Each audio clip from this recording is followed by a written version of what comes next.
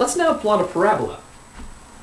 So if we have a parabola, it's something in the form of y equals x squared plus 6, let's say, is our very first one. And this can get more complicated. I'll show you the full format in a second. Y equals x plus 6. Let's say we don't know anything, and we'll do x, y, plug in our numbers. So let's plug in 0, or sorry, let's start with the negatives this time. So let's plug in -2, -1, 0, 1, and 2, just to get a wide variety of points. Plug in -2 here, so we get -2 squared plus 6.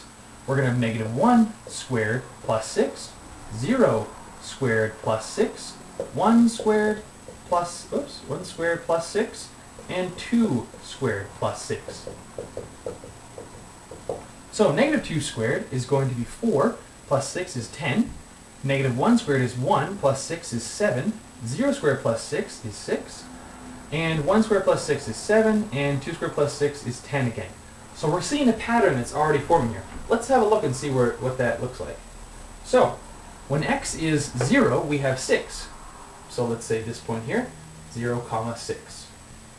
When x is 1, we have 7. So this point here would be 1, comma 7.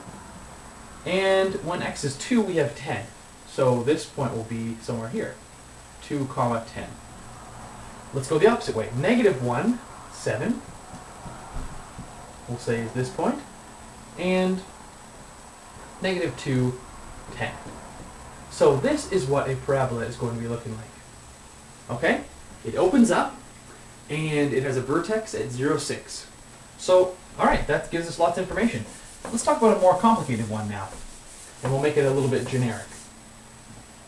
Where we have y equals x minus a squared plus h, where a is the translation horizontally and h is the translation vertically. We also have a sign here. Whether this is plus or minus tells us if it's open up or open down. So let's say we have the graph y equals positive x minus 2 squared plus 2. All we need to do to plot that is say, what is our vertex? So at our vertex, we set y equal to 0 and x equal to 0. So 0 equals, oops, sorry. Let's just keep plotting here for a second. We're going to have -2 and plus 2. That's our vertex. But see how this is a negative a, this is a -2? So that means 2, 2 is actually our vertex. Right here. Because if we were to break this up, it would have to be negative stays there automatically, and we have plus 2 that would be in there. So 2, 2 is our vertex. We know it opens, it's positive, so it opens up. And we know it's shifted to the right by 2 because of this, so that a is our horizontal translation. A equals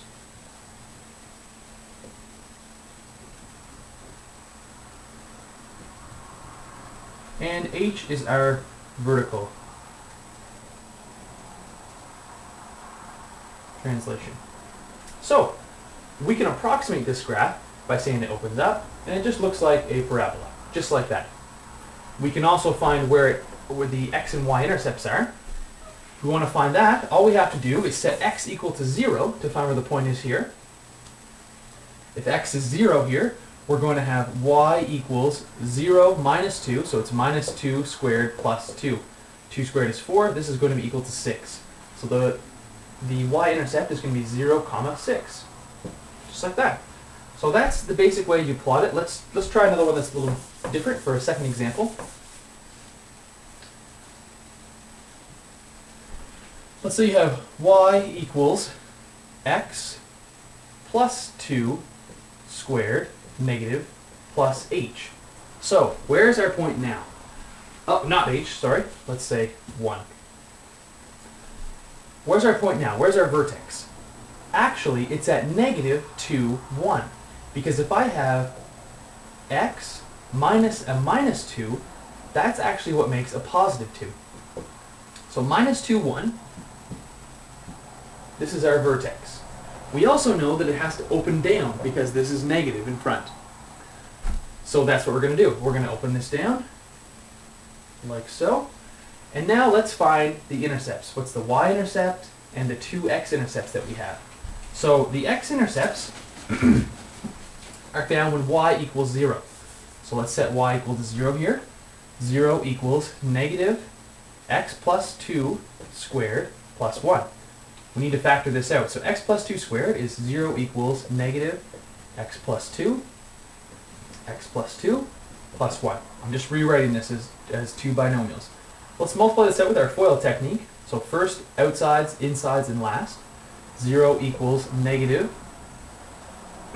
negative x squared, that's the first two, plus 2x, that's the outside, plus 2x, that's the inside, and the last are 4 plus 1.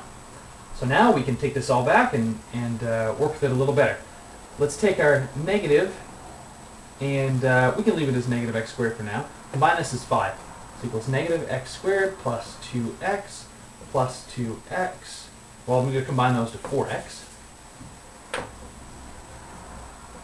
plus 5. Take the negative out of both sides, and we get 0 equals x squared minus 4x plus, minus 5. So we can factor this out.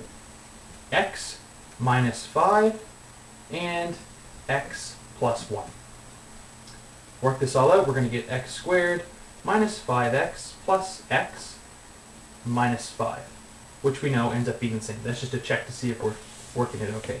So it was x minus 5, I just erased it. X minus 5 and x plus 1. If this equals 0, we can solve for these. So x minus 5 must equal 0. Therefore, x equals 5.